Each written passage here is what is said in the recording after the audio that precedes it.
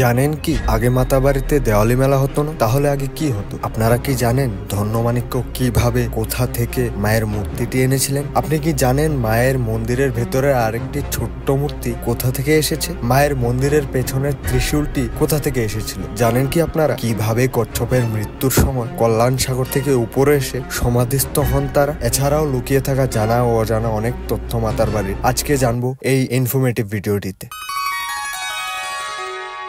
উদয়পুর শহরটি বহু প্রাচীন একটি শহর, একাধারে সরোবর নগরী ও মন্দির নগরী নামেও পরিচিত। আর সব থেকে গুরুত্বপূর্ণ বিষয়, এই শহরেই গড়ে উঠেছে 51 পীঠের এক পীঠস্থান মাতা ত্রিপুরা সুন্দরী দেবীর এই মন্দির, যা এই শহর তথা রাজ্যের ঐতিহ্য বহন করে। মাতা ত্রিপুরা সুন্দরী দেবীর মন্দির তৈরি কিভাবে, কখন, কার হাতে, কোন জায়গায়, তা নিয়ে কৌতূহলী লোকের অভাব নেই। তবে আজ শুরু থেকে শেষ পর্যন্ত জানবো। চলুন, বহু অজানা বিষয় তথ্য প্রকাশিত হবে এই ভিন্ন রুচির ইনফরমেটিভ ভিডিওতে, যা হয়তোবা আগে কেউই জানতো না। কথিত আছে তৎকালীন সময়ে মহারাজা ধন্যমাণিক্য রাজ্য শাসন করতেন। তিনি নাকি বিষ্ণুর উপাসক ছিলেন। তখন তিনি এই জায়গাতেই ভগবান বিষ্ণুর মন্দির বানাতে চেয়েছিলেন। আবার এই জায়গাতেই সতীর ডান পদ পড়েছিল বলে বলা হয়। সালটা 1501 মহারাজা ধন্যমাণিক্য স্বপ্নাদেশ পান এই স্থানেই মায়ের মূর্তি স্থাপন করতে হবে। তখন সেই তৎকালীন বাংলাদেশের পার্বত্য চট্টগ্রাম এলাকা থেকে মায়ের মূর্তিটি আনার প্রক্রিয়া শুরু হয়। তখন নাকি স্বপ্নাদেশে বলা হয়েছিল শুরু থেকে শেষ পর্যন্ত যেখানে গিয়ে সূর্যোদয় হয় সেই জায়গাতেই করতে হবে মায়ের মূর্তি স্থাপন। আর সেই আদেশ মোতাবেক ক্রমান্বয়ে মানুষ দাঁড় করিয়ে একে অন্যের হাতে, অন্য আরেকের হাতে পাশাপাশি স্থানান্তরের মাধ্যমে আনা হয় মায়ের মূর্তিটি। তখন স্বপ্নাদেশের মোতাবেক এই জায়গাতে এসেই সকালের সূর্যোদয় হয় এবং তারপর শত চেষ্টা করেও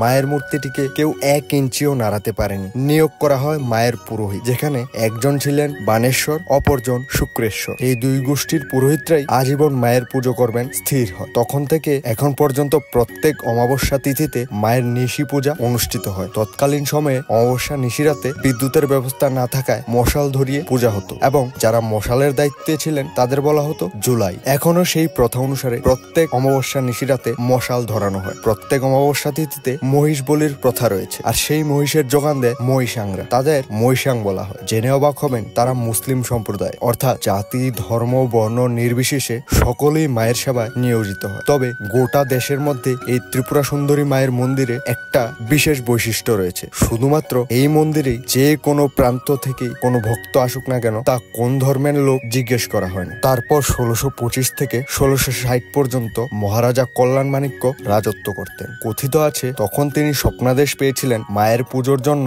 জলের অভাব, তাই দিঘি খননের আদেশ পান তিনি। তখনই 1625 থেকে 1660 মধ্যে কোনো এক সময় মায়ের দিঘি খনন করা হয়। তখন মহারাজা কল্যাণমাণিক্যের নামে এই দিঘির নামকরণ করা হয় কল্যাণ সাগর। আর তখন থেকেই মায়ের দিঘিতে মাছ ও কচ্ছপের ঐতিহ্য বয়ে আসছে। মায়ের মূর্তির পেছনে একটি ত্রিশূল দেখতে পাওয়া যায়, যা সম্পূর্ণ রূপ দিয়ে তৈরি। আর এই ত্রিশূলটি মহারাজা বীর বিক্রম মাণিক্যের দেওয়া। যদিও এখন দীপাবলিতে বেশ জাঁকজমকপূর্ণ ভাবে মেলা বসে মাতাবাড়িতে, কিন্তু আগে মাতাবাড়িতে দীপাবলি মেলা অনুষ্ঠিত হতো না। 1901 সাল থেকে মায়ের মন্দিরে পৌষ সংক্রান্তির পূজা মেলা বসত। তারপর প্রায় 1930 সাল থেকে দীপাবলির মেলা শুরু হয়, এমনটাই কথিত আছে। তবে মায়ের মূল মন্দিরের সামনে নাট মন্দিরটি অনেক পরে তৈরি হয়, আর তা করেছিলেন রাধা কিশোর মাণিক্য। মন্দিরের ভেতরে মায়ের মূর্তির সাথে আরেকটি ছোট্ট মূর্তি দেখা যায়, যাকে আমরা ছোট্ট মা বলি। আর এই মূর্তিটি পাওয়া গিয়েছিল একটি জলাশয় থেকে। মায়ের মূর্তির উচ্চতা 1 মিটার 54 সেন্টিমিটার। মায়ের মূর্তিটি গোটা বিশ্বের সব থেকে দামি পাথর অর্থাৎ কোষ্টি পাথর দিয়ে তৈরি, যেখানে মায়ের মূল মন্দিরের উচ্চতা 72 ফুট আর ছোট মায়ের মূর্তিটি 48 সেন্টিমিটার। মায়ের মন্দিরটি টিলাভূমির মধ্যে গড়ে উঠেছে। এই টিলাভূমিটি কচ্ছপের আকৃতি, তাই একে কোরমাপীঠও বলা হয়। যদিও এখন প্রসদ প্রকল্পের কাজে কোরমাপীঠ কেটে আরো উন্নত করা হচ্ছে মায়ের মন্দির। মাতাবাড়ির সব থেকে আকৃষ্টকর বিষয় হলো